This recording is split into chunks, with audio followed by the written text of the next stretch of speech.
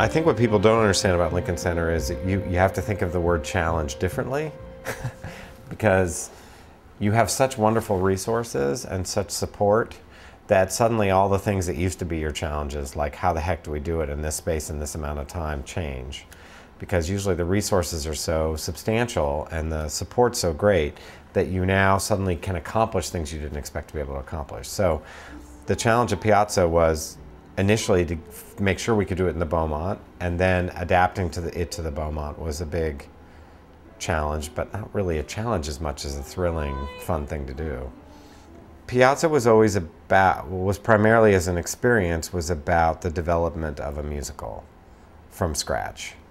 And that was really on the back of Adam Guettel, its composer, who had a very strong sense of what kind of story he wanted to tell. Probably the most significant changes that happened between the regional theater, Intiman in Chicago, and between there and Lincoln Center were a couple of key additions of like 2 songs. And so it's all of the developmental work of the songs and getting the story exactly right.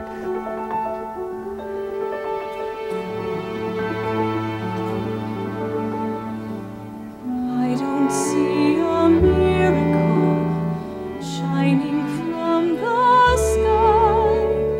I'm no good at statues and stories. I try.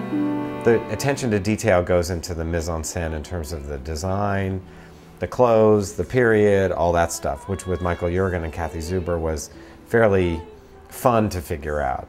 But the real detail is getting that thing to be a heartbreaking, special musical. The light in the piazza, the light in the piazza.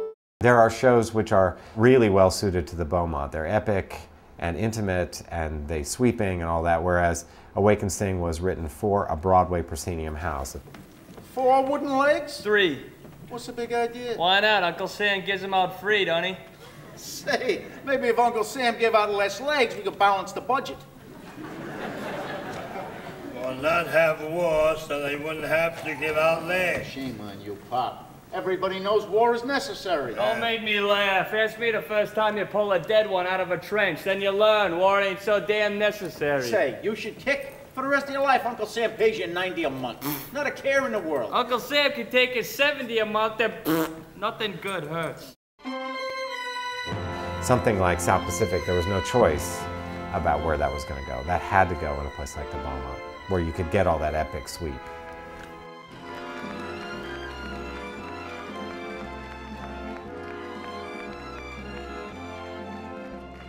What's beautiful about South Pacific is the American musical is so close to our psyche over the last 50, 60 years. It's so been a part of how we develop as a culture, and South Pacific in particular. So it was an intergenerational experience. It's a really important American story about, you know, our troops overseas in World War II.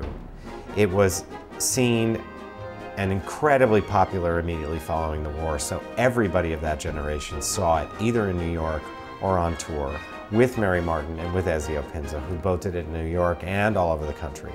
So there are memories people have of it in every city in America, plus having traveled to New York, often, you know, for an engagement immediately following the war, or, you know, in these very intimate and important an entire generation starting their lives over again, and this was their story.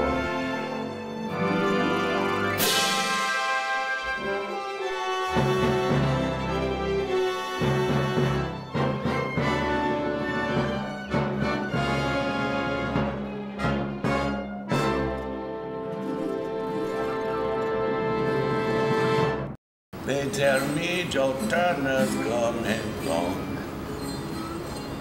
Oh, Lordy.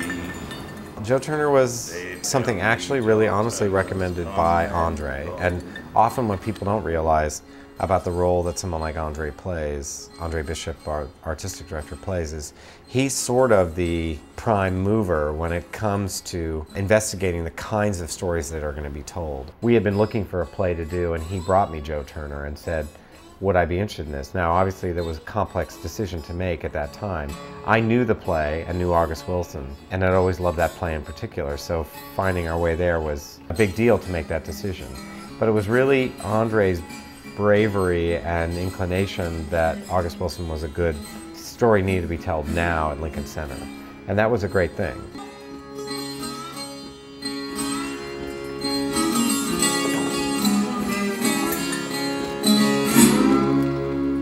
Having President Obama come to see Joe Turner was a very incredible honor and big giant surprise and enormously anxiety provoking. Because what I don't know if anyone can understand, all of the anxiety that goes into the security sweeps and the arrival and the anticipation and his coming, and then by the time he's actually there, you know, we still had to start 45 minutes later, and he walks in the door and everyone is so thrilled that the president's in the room that the play is sort of the secondary event. And they were coming to see the play, and that was great. So the play got underway sort of eventually. And I think he liked it, you know, there's no real way to know. They seemed to enjoy it very much, which was thrilling. Large-scale group activity has made geniuses out of many individuals. And theater is, by its nature, an incredibly collaborative form. Not anybody could know it all. A director will guide and steer very, very strongly each individual choice. But it's impossible without everybody's participation in a huge way. It's my job to create all of the taste and specificity to make sure that nothing is missing from the capacity for each individual who's a part of the collaboration to do their best. So whether it's Piazza or Awake and Sing or Joe Turner or South Pacific, they're all engaged toward releasing that amount of force creatively toward the audience with hopefully some taste and a lot of intelligence. I tend to be of the belief that space makes good work. And I love the spaces at Lincoln Center, and I do think it makes for better work.